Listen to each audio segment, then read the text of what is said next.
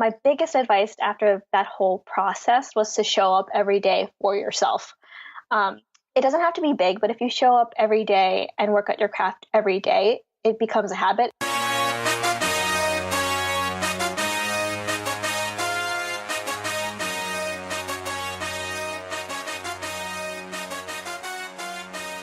Welcome to the Passion Behind the Art Show. It's all about diving in with individuals to learn the story behind their passion. It's your host, Daryl Pinkham. Well, it's another awesome week, another great guest, and another opportunity for me to bring you value through someone else's story. But before we jump into that, I'm just so excited that episode 100 is coming up, and it's gonna be amazing. If you know about episode 50, I did a 9-hour live stream with about 12 guests, and I'm pretty sure I'm gonna do something similar to that again. So to learn more, go to passionbehindtheart.com/100. That's passionbehindtheart.com/100. Episode 100. It's coming and I'm so excited about it. Remember, subscribe, leave a review on iTunes. We are on Spotify. We are on TuneIn Radio. We are on Apple Podcasts. We are on Stitcher. That's passionbehindtheart.com to learn about everything that we are doing and what's going on with the podcast and what's the next moves. So without further ado, let's jump into this week's episode. Well, I'm excited to have April Moralba on the Passion Behind the Art Show. Awesome designer, so I'm super excited to have her on the show. April, welcome. Thank you. I'm really honored to be here, so I'm glad to be here. Awesome. Well, let's jump right into it. How did your creative journey start? So I was a really creative kid. I was drawing all the time. I took music lessons, and I used to write a lot. I was really into anime, cartoons, comics, and movies. I would draw like name signs for my friends' lockers. But when it was time to apply to college, I went for something a little bit more quote unquote stable. I thought I would get a degree in psychology and eventually become an art therapist. As a daughter to Filipino immigrants, I was trying to be practical and kind of sort of follow my dreams by doing the art therapy thing. It was all about that health insurance and 401k. But it took me 1 quarter in that psych degree to realize I did not want to go down that route. So I changed majors right away because college is way too expensive to go down a route that isn't for you. So I switched to graphic design. And when I took my first typography class, I knew I found something that resonated with me and that was special. That's nice. So let's talk a little bit about some of the stuff you just said. So a art therapist. Please elaborate on that for me. So it was a long time ago now, but in my mind, what I wanted to do was I wanted to go into hospitals and people who had like physical injuries or even mental disabilities. They would use art as a way to either get back into physically, someone has had a stroke or something like that. Art would be a way to get back some of that mobility, or if they were dealing through, depression or something like that, or dealing with, children who were in unstable places, they would have art to kind of bring them back to a place for some stability. Art, using art as a place to come back to, and using it as a form of expression when everything else is kind of on the rocks, or they're dealing with something else. But did not go down that route. So is that like drawing for them? No, I would be more of a facilitator, someone who would coach them through. So they would be doing the art and I would just be coaching them through. So I'd be more like a teacher. So like introducing like maybe some different mediums and figuring out how best they can express themselves. So I wouldn't be doing any of the actual art. in that going down that route. And I think that was my biggest separation, was that I wasn't being the one who created. I would be helping other people, which is completely like amazing, job and way to contribute to other people's success and creative journeys. But I wasn't fulfilling mine at that point. So I think I've just had a light bulb moment. I think that lettering has become our art therapy. 1,000%. It helps me. I know a lot of other artists who use art, or who use specifically lettering to work through what they're feeling. They have these words that they want to get out, and maybe they're not, they're not writers or anything like that, but they can use like a different way of, using letters to express themselves. Because when I really think about it, like, I feel like I'm in my best and most calmest mental state when I'm just totally just working on a word or project or something, just lettering. When you're in the zone, when you're in the flow, and you can do that for hours, and it takes away all the anxieties of the day. It takes away everything else that you're worried about. And if you can just slip into the zone and focus on creating something, I feel like that's the best form of therapy. Escaping a little bit, but still, like, when I'm lettering, I'm going through like, okay, everything isn't so bad if I'm, doing what I love, and I get to express myself a little bit that way. Or if I'm taking everything else from the outside, like if something's happening politically that I'm, either feeling frustrated about, or I'm trying to deal with how I feel about that stuff. Sometimes me going through the process of drawing something will help me, get some clarity on my thoughts around it. Nice. So are you still into like music? Are you still doing music? Do you have any remnants of any musical skills? I used to play the piano. I took piano lessons until I think freshman year or maybe 8th grade. I have not touched the piano since then. I really wish I did. I think by the time I had done it, I was, I wouldn't say forced to do it, but my parents really pushed doing the piano and being in like choir and stuff like that on me. And I think when it became an option, it became something that I didn't want to do. So I wish I had on my own, wanted to do the music thing. I probably would have kept doing it if I wasn't, forced to do it. Right. I think till this day, like, I understand music, but till this day, I wish like I played an instrument. Yeah. My younger brother plays the instrument, and I'm a little bit jealous. Yeah, I think I'm really envious of people who play who can actually pick up any instrument and pick it up within like a lesson or two. It took me 8 years to be somewhat good at being good at the piano, and then even then I don't even know if I was that good. But maybe if I had kept up with it and wasn't motivated enough to keep doing it on my own, then I think I would really enjoy playing music now. I'm usually curious when anyone mentions music, because initially that's how this podcast got started. Yeah. I was interviewing musicians, and that's where my other world is in music. Yeah. So anytime I have the opportunity to see anyone that is dibbling and dabbling music, so I was curious. No, I'm not good at that stuff, but I wish I was. I enjoy it, so, but it's not my skill set. Right. I understand. Because just an instrument, if you're not really into it, you're not gonna. It's so much work. It is. Man. It's a lot of work. You need a lot of time and a lot of like focused effort to become good at something like that. Much like in any other skill, like lettering or painting or anything like that. And if your heart's not in 1,000%, it's not going to go anywhere pretty fast.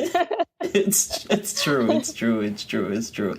So I know you mentioned anime. Is this where this love for Sailor Moon came about? Yes. As a kid, Sailor Moon was my hero, still is my hero. And that was the very first anime, besides, like Pokemon or whatever, that I ever enjoyed. And till this day, Sailor Moon is still a major influence in my life, as silly as that is. When I saw that, I was like, Sailor Moon, that is going back. I don't think I've ever seen or heard anything about Sailor Moon in a long time. Yeah, it's quite a throwback. There are still pretty strong fan bases out there that are still going pretty strong, but which is true. There are some other animes that I've, I still watch some animes here and there, not as much as I used to. But Sailor Moon will always be like my first love, I think. Okay. So give me two more animes that you're pretty into. Right now, I would say My Hero Academia. If you haven't seen it, really, really good one. That's about like these young kids in like this hero school, and they have all these powers, and they're trying to learn how to use them. And throw it back a little farther back, but not quite as far back as Sailor Moon. But Naruto will always have a place in my heart. Oh yeah, I think everybody was into Naruto at some point I think in their that's life. A classic one. There are some other ones that I tried to go back and watch, like Cowboy Bebop. I wasn't into the Cowboy Bebop when I was younger. I tried to watch it a couple years ago. I think I just wasn't into it at that point, but maybe if I'd grown up watching it. But there's some classics out there that I've like watched and really enjoy. But My Hero Academia is probably my favorite currently. Okay. Because I was like, man, if she's putting Sailor Moon in her bio, like she must really like this show. I do. I love it. I think for me, it was like one of the first like shows that I had watched as a young girl that focused a young girl. So to me, that really resonated as like girl. It was unashamedly like girly, and it was unashamedly like all about girl power. So for me, I was like, yes, I'm a girl. I relate to this. I don't relate to Dragon Ball Z, not at all, not my jam as a kid. So, but I think it awakened that inner feminist in me at a very young age. Yes, Sailor Moon is very much up that alley. So, all right, so let's fast forward a little. Now you're taking graphic design. You've graduated. Like, how did that transition go? Did you jump right into like your dream job? Did you like what was the jump from just studying graphic design to the real world? When I graduated in 2011, and I thought I was going to go in and work on magazines. I thought I was going to go into the ad agency, like that realm. But at that time, there was not a lot of jobs going on. Like the economy at that point was not great, and there weren't a lot of creative jobs around, especially because I went to school. Well, I grew up in Philly, went to college in Philly, and I mean, there was some job opportunities there. I had like some part-time things. Like I think I had, I was working I went to school at Drexel University, and then I got hired at Drexel University at one of the like interior departments. And doing things like banner ads and like email blasts and a lot of those kinds of really more traditional in-house graphic design stuff. So nothing too exciting, but it was like the first time I saw my designs on like a bus wrap or, nice things like that. So it was really like cool to see some of that kind of stuff go up, making invitations for events for the school.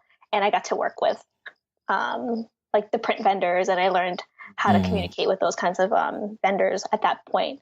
And I did hear like little jobs like that here and there. And then my boyfriend at the time, he got accepted to UCSD in San Diego. And so I wasn't building a career currently in Philly. So, and I had never lived anywhere outside of Philly. So I thought, oh, this is my chance to go on this great adventure, move all the way across the country and kind of change up my life. So I moved out to San Diego and then did a year or two more of like the whole getting a little job here and there, doing some in-house stuff that wasn't really exciting. And so I was always looking for something else and something new.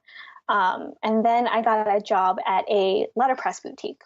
So there is where I kind of took my lettering more seriously.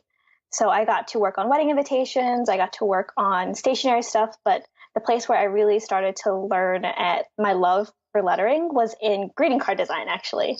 So that was like the first time, because with greeting card design, you can just throw up fonts and it'll look like anyone could do it. So if you wanted to do something a little bit unique and a little bit special, hand lettering was something that I picked, that I had always had interest in, but it was my chance to like come up with something a little bit more different and a little bit more unique in terms of design out there for greeting cards. So from there, I spent like 4 or 5 years at that boutique. And then from there, I was picking up freelance clients while I was working there. And then I decided to go freelance about 2 years ago. Nice. Yeah. So you were 100% freelance right now? Yes, 100% freelance since May 2017. That is awesome. That's yeah, awesome. It's been a fun ride. So starting off the lettering there and then kind of just doing more and more and more of that kind of stuff. Cool. So now you've starting with greeting cards really opened the door for you to kind of just experiment with your lettering skills and kind of take it to a higher level. Like now that you've kind of acquired this skill, like what are some, so we know one way you're full-time freelance. What are some of the ways that you're using this design skill now to generate revenue? So I have a couple of streams of revenue. One is definitely client work. So things like, what have I done lately? I have done some packaging for a restaurant. I am doing some menus. It's not out yet, but I have done a greeting card for another a different card company that's not out yet. It's out next holiday. Don't you hate that? I know, I can't really talk about it until it comes out yet. It's like a really cool project. I would love to tell you about it, but it's not out yet. But so yeah, a lot of different kinds of things. Been working on some logos. When I first started freelancing, I took on anything and everything. So I would take on web stuff. I would take on like all this other stuff that I knew, but I wanted to like test how I felt about that because I was doing such print heavy stuff. I thought, I need to start doing web stuff because I hadn't been doing web stuff. So I need to get back into that to be a good graphic designer. The first year I did some of that stuff, I didn't like it. I wasn't good at it. And I wasn't good at it because I didn't love it. So that first year was like, yes, I'll take on everything and anything just to see like what I liked and what I didn't like. But yeah, now that I know that it's mostly the print related stuff, mostly packaging, mostly, things that will be printed is probably where I'm going to be focusing my work, but who knows, that could change. That's what I like now. So client work, I have my shop, where I sell stickers, prints, and other various things. It's relatively small, but that's how that's another source of income. But so client work, my shop, and what I would like to do in the future is set up digital downloads of things. So like fonts and some other assets that I would like to, put out there in the world. But that's like the next coming year or so, I would like to focus on that kind of stuff. So that's cool. Those 3 streams of revenue would be what I'm focusing on this year. That's cool. So with the digital stuff, are you planning to kind of just build it out on your own platform or ciphering from someone else's platform? So I was thinking of jumping into the creative market scene just to like test it out to see if it's going to work out. I wanted to throw up maybe like one font or some other assets on there just to see if it's going to work. If it works and I like doing it, then maybe I'll probably switch over to housing it myself and selling it through my website. But I think for now, just for testing, and because Creative Market has, have a market. They have a market. Right. And it would just be a good place to just test to see, like, without like low risk and some exposure. I think it would be a good place to just, try it out and see if I like it. Or if it does well. If it doesn't sell at all, then yeah, maybe I won't. Maybe I'll keep going down the route. But it's a good arsenal to have digital products out there to just kind of generate revenue. Yeah. And I've always wanted to create a font. I think in my head, it's this really big, arduous like process. But I think once I start it, it won't be that bad. I think in just my head, it seems like this impossible task, and I have to make a million glyphs for everything. But I think if I just start it and get it done, it won't. Maybe I don't know. I could be completely wrong, but probably not as hard as I think of it in my head. Yeah, to me, I feel the same way. Like, just thinking about a font sometimes, it just seems like, man, this thing is going to be so daunting. Yeah, that's where I am now, but I'm excited by it. I'm like, yes, right. I'd love to try it. I want to make every glyph in the world to like, make it a really awesome font and make sure proportions are right and learn. I feel like it'll make me learn a lot more about typography on a level that I've never experienced before. So I feel like that would be just another challenge for me. And that alone is a reason to do it. Yeah, 100%. Yeah, now it's just carving out the time to work on that. That's the truth. That's like iteration heaven. Yeah, 1,000%. So the next year or so, I'm giving myself, within this year to create a font. So, but I like doing iteration. Some people, think it's, tedious. Like when my fiance looks at my work, I mean, he can't tell the difference between round 2 and round 500. And it's no, you can't see the differences. I love it. I just love this Isn't that the truth? That is so true. That is so true. So what would you say was the hardest thing or the hardest struggle that you had to overcome? I think the hardest struggle for me is getting out of my own way. Overall, I'm relatively a shy person. I'm an introvert and I'm definitely a socially nervous person. So when I, meet new people or go to a different event that I've never been to before, I stumble over my words, I, stutter, and I struggle to explain things eloquently when I'm, really nervous. But I feel like to be a good freelancer, showing up, being seen, and connecting with people face to face, as well as online, is really important. I used to let my fears and anxieties stop me from going to events, scheduling coffee dates, or even on my Instagram. Sometimes I'll hide behind my work. I don't show my face a lot. I don't go live or anything like that. And I think that it kind of stops me from getting really personal with people who follow me. So I think that that's important. And I really like following people who show up in our scene.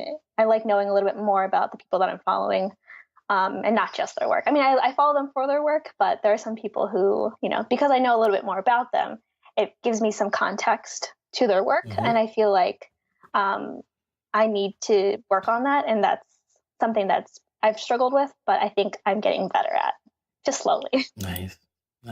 But make no mistake, when this episode goes out, people are going to know you a lot better. Yeah, I don't think I ever put my voice out there ever. I don't talk on my Instagram stories or go live or anything like that. So here's my voice, y'all. Well, it's crazy that you say that, because if you didn't say that, I wouldn't be able to tell. Oh, thank you. That is a surprise to me. Well, I mean, it's a good thing. It's a good thing. Just keep doing what you're doing. I mean, I feel like just the more you do it, it's just like anything else. The more you do it, it's very, very true. The more that I go out there and get a little bit uncomfortable and settle in and being uncomfortable, the more the less uncomfortable that it is. So I try to go out there. I've done more events last year than I ever have. So going out there, showing face, saying hi to people, and doing things by myself as opposed to, relying on like a friend to come with me or something like that. Right. Which is, make no mistake, if you're not really that type of person, it's kind of terrifying. It's hard. It's really hard. It's mentally terrifying. You get into I still, sometimes I'll come back from an event and I'll be like, oh my God, why did I say that? And then I'll be up the rest of the night just replaying that conversation again and again. Like, why did you say that? And it's probably, they probably have no idea that I'm thinking like how horribly embarrassed I am.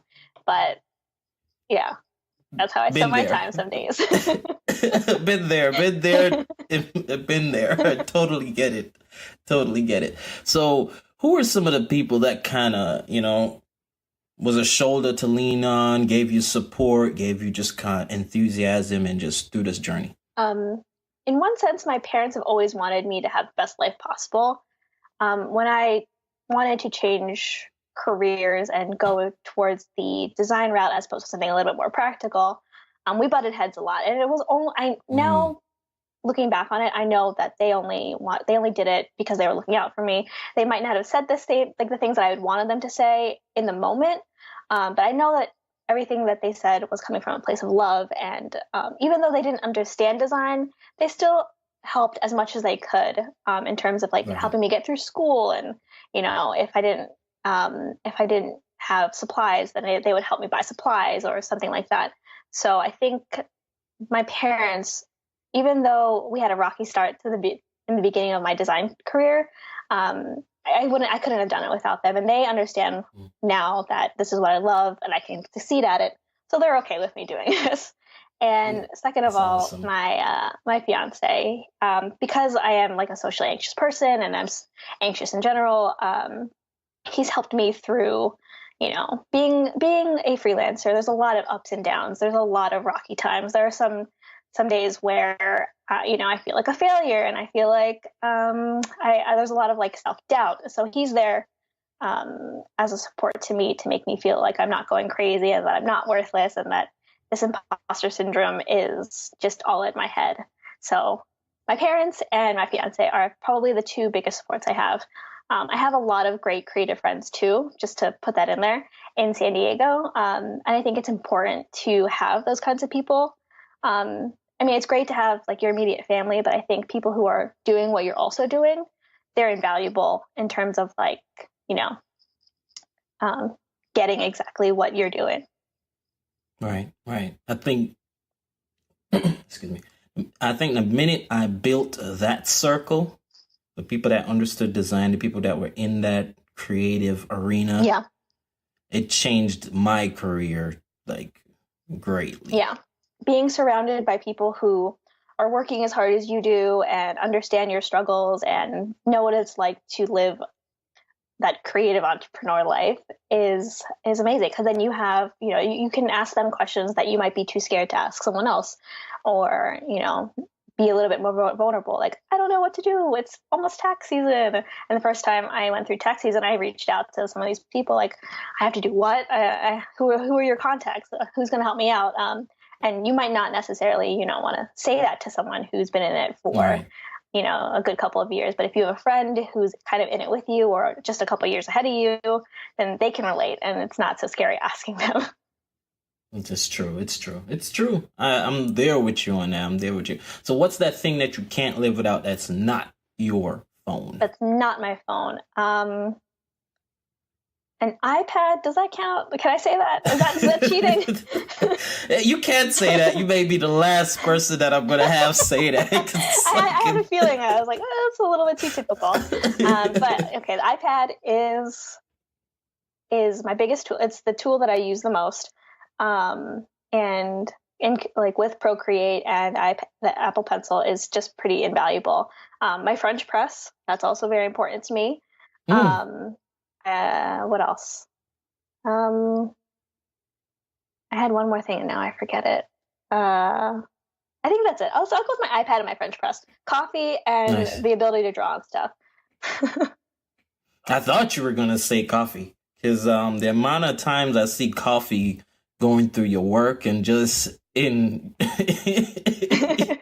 everything you put out there, I'm like, coffee is very, very important to me. I like the way it tastes. I need it whenever I get up. And even just to like, you know, I like to go to coffee shops and meet up with people there. If I have a meeting, connecting over coffee is one of my favorite things to do.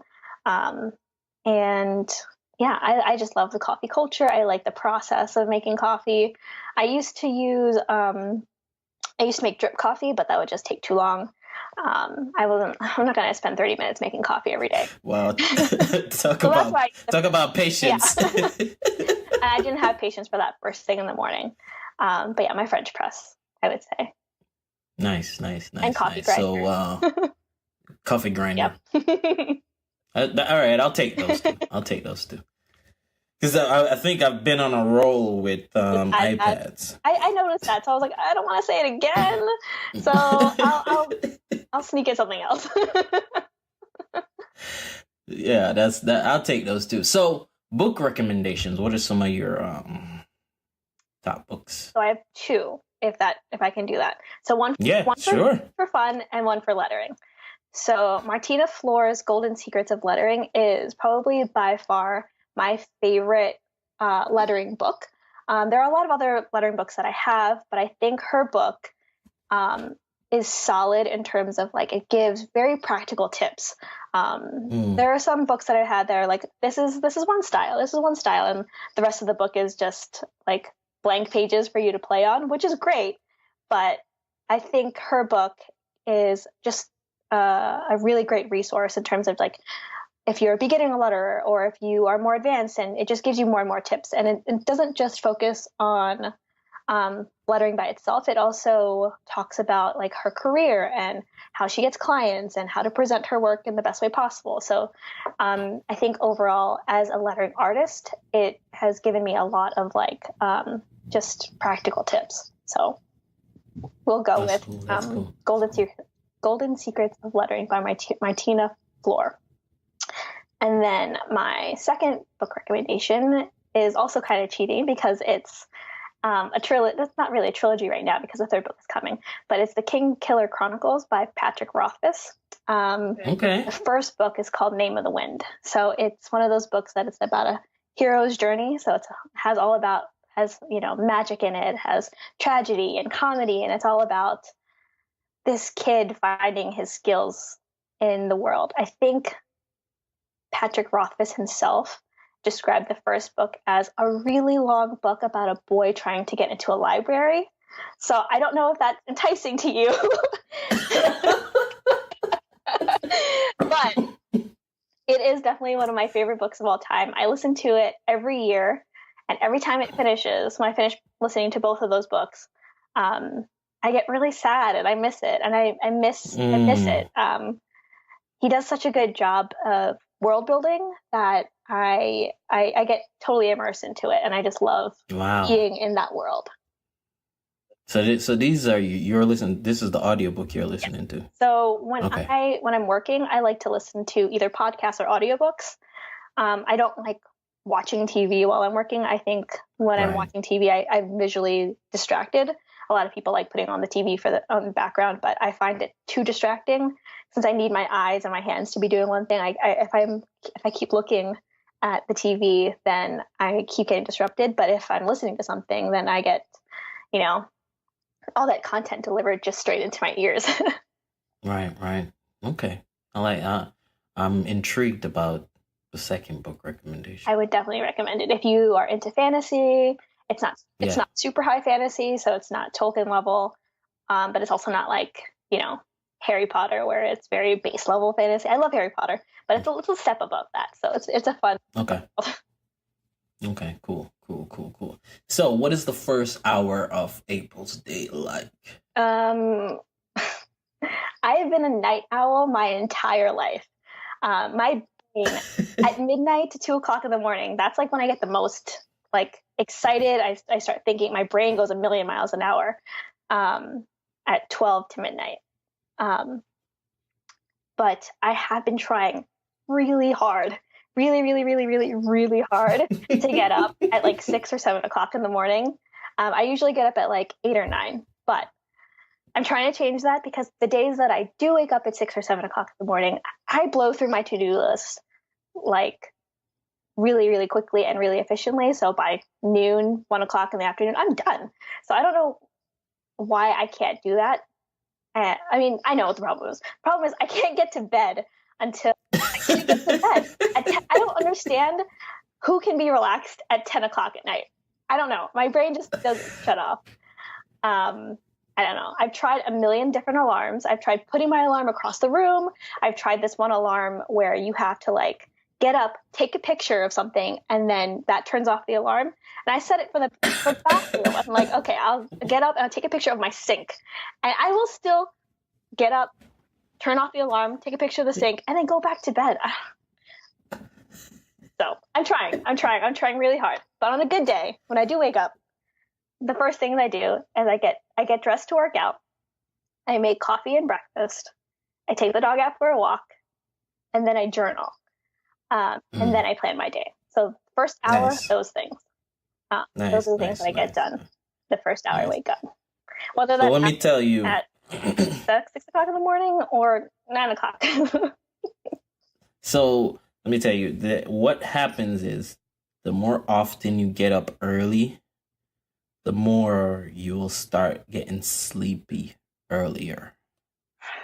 I know. But it doesn't happen right away. I know. It has to, it's like after a process, like eventually, like at 9:30, you'll start feeling sleepy. The reason why I'm telling you this, because I was you. I was that night owl person. I was that person that, like, once it hits like 11, everyone's gone to bed, the stillness of the night, Yes. I'm starting to just crank it out all the way up into the early mornings. That's exactly how my brain works right now. So when I flipped it around, took me a little while. It took some mornings where I was like, I can't believe I'm doing this.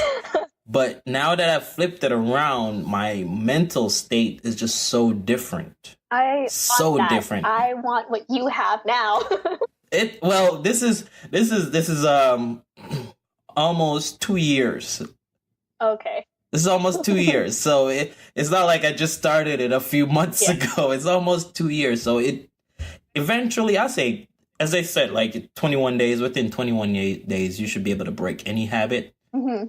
So if you could keep it consistent for 21 days, you'll start seeing the body shifting. I think one thing that I need to kind of get over is I need to stop shifting. Like, instead of I try to get up at 6. I try to get up at 6. What I know, if my body now gets up at 9, I should try 7:30 or even like 8 o'clock.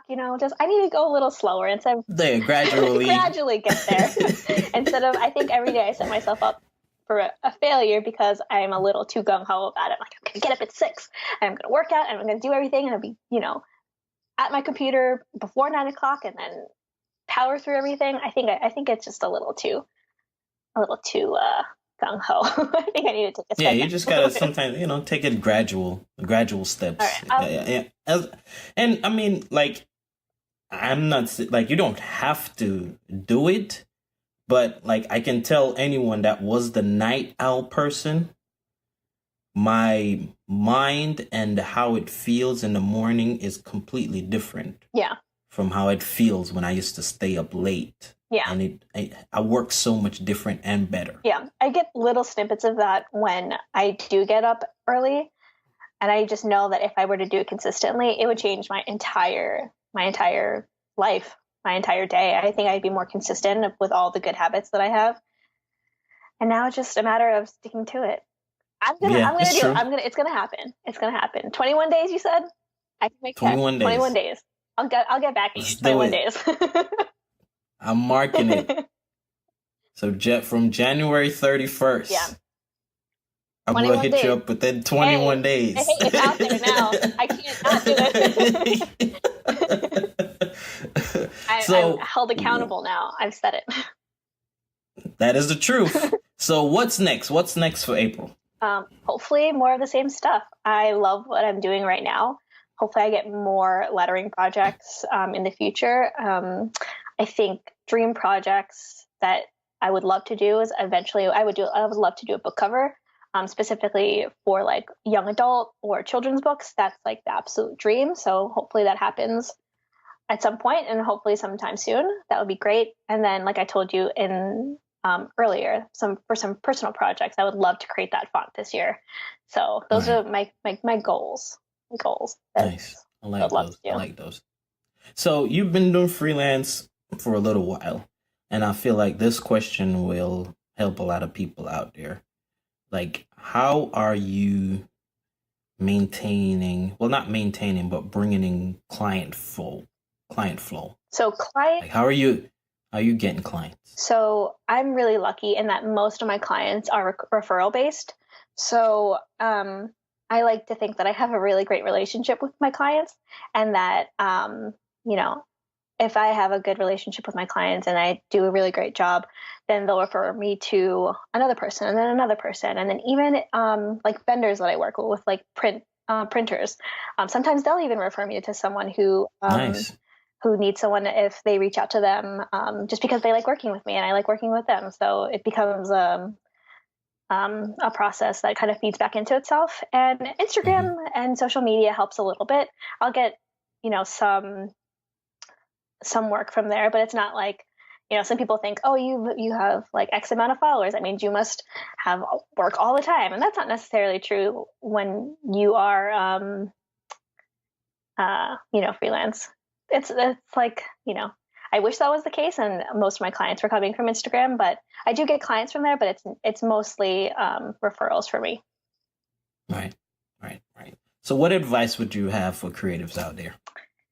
So I think my biggest advice would be, in 2017, I did the 365-day project where I would draw something every day and post it online every single day.